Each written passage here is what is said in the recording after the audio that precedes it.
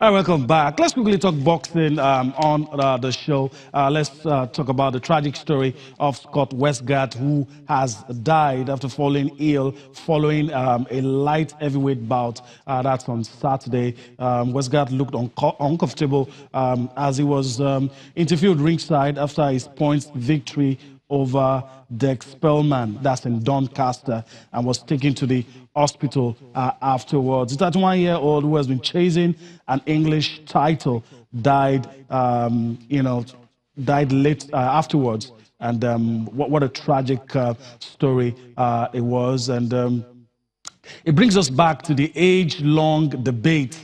Should boxing be banned? Is boxing dangerous to people? I have guys in the house who are going to be talking about this. So let's quickly talk about it, guys. Inyamong Monday joins us now. He's been able to beat the traffic. It's good to have you. I don't want to ask about your experience. We'll talk about that later. But I'm very happy to have you here. So let me allow you dive into it straight.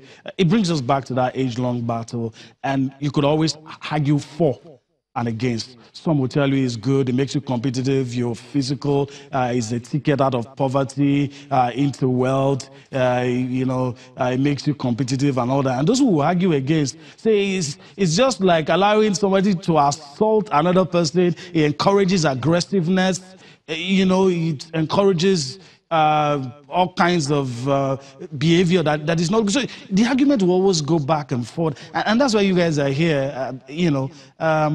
Let me allow you to have your say. When things like this happen, we talk about it for a while, everybody forgets, we're back.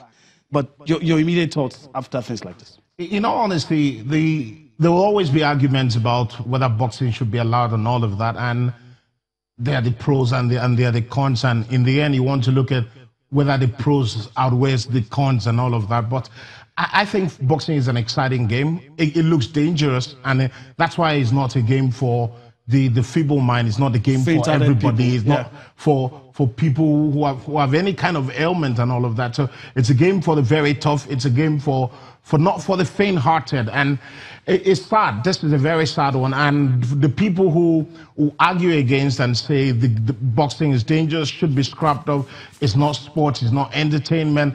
These are the kind of things they will feed on. These are the kind of things they will actually feast on. And, so you agree that there's a risk in any sport? There's a risk in any sport. I mean, I saw football a few years ago. Fabrice Mwamba slumped in a football field. And we've had players slump in football fields. I mean, in athletics, in Formula One, which I feel is more even dangerous than boxing. So these things have got a risk factor in them. But I don't think you can come up and say it should be scrapped. Okay, Toby. Yeah, same opinion. Like I said, I mean, we've had crazy injuries in football.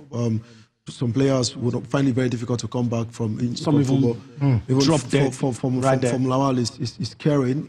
I've seen rugby games and I get scared, get to move on my feet. So sport is always difficult, for athletes. And boxing is exciting to me too. I like to see boxing, but I mean, sometimes people will say, it's dangerous, it's dangerous and stuff like that. But maybe there should be age limitation. Maybe there should be argument of age limitation, amendment of rules, and how much this guy could come at very hard at each other. Maybe, but I don't think boxing should be scrapped. It's going to take something away. Age limitation will be something they should consider. I don't think the age comes in. I think but at 31, it's fitness for me. I just feel that.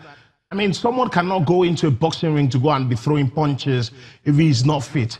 There has to be some certain level of certifying that someone is fit before he can go into a boxing ring. And for me, that's very important, because when you talk about the risk factor, I mean, I can go to work, someone has gone to work, and then a car's knocked him down on the road. So everything you do in this world, there's a level of risk. There's a level of risk involved in it. So I think it's about certifying that people are fit to participate. For instance, in the football field, you're not allowed to go into a football field if the medics cannot certify that you will run for 90 minutes unscathed and come out fine, or any kind of sport in athletics and all of that. So for me, I just feel that it's a clarion call for the medics, because I cannot understand why somebody will go in a ring and wins a bout and drops dead afterwards. And people were, right from the interviews, people were seeing the signs.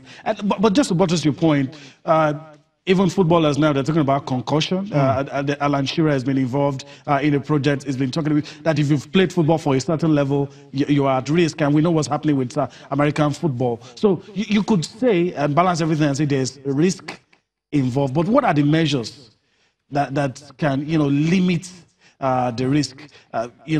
He was talking about some things you could do. What can you do to boxing? Are they going to wear headgear? What do you do in football? Do you tell somebody not to go for the eyeballs? So we just have to resign to fate that some of these incidents will happen. Yeah, it's sure that they will happen, but I think we can manage them. Because first and foremost, like I said, you need to be sure that someone should be involved in the first place. Can this person, any person who has got some medical history should not be allowed to go into boxing. If you have any history of any medical challenge at all, you shouldn't be allowed to go into boxing, because it's very dangerous. Dangerous in the sense that you're not going to go into the ring with people like Tyson Fury and go into the ring with Deontay Wilder. Absolutely. You shouldn't get near where Deontay Wilder is. Because it's quite dangerous. So I feel the medics should stand up and come up with something and say, we've got to go into a lot more research, get into knowing, looking at a player, looking at a boxer and saying, we cannot allow this kind of person because he has a particular history with so and so, so we cannot allow you going. So the medics have got to just stand up and be counted. All right, so tragic story of Scott Westgarth, who, is dead just a few hours after winning a boxing bout. All of these issues will continue, and we'll do our best to follow the story and, give you more updates and, see how, what we can do to avoid tragedies like this in sport.